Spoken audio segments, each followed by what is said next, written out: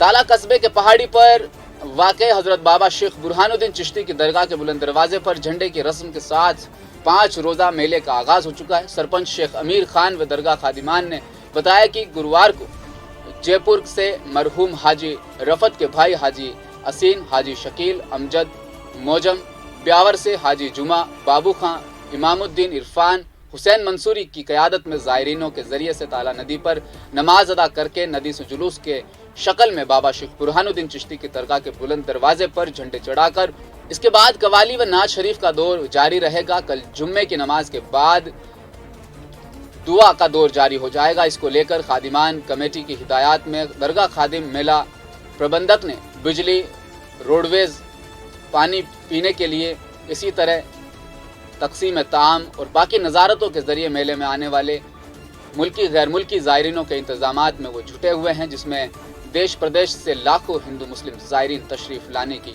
उम्मीद है।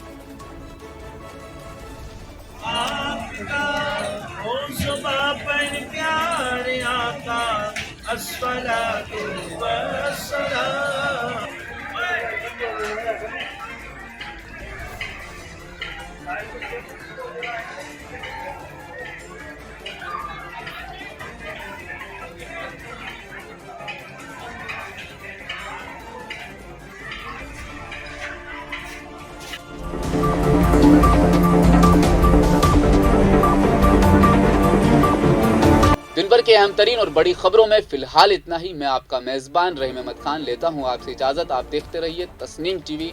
अपना ख्याल रखिएगा। अल्लाह हाफिज़।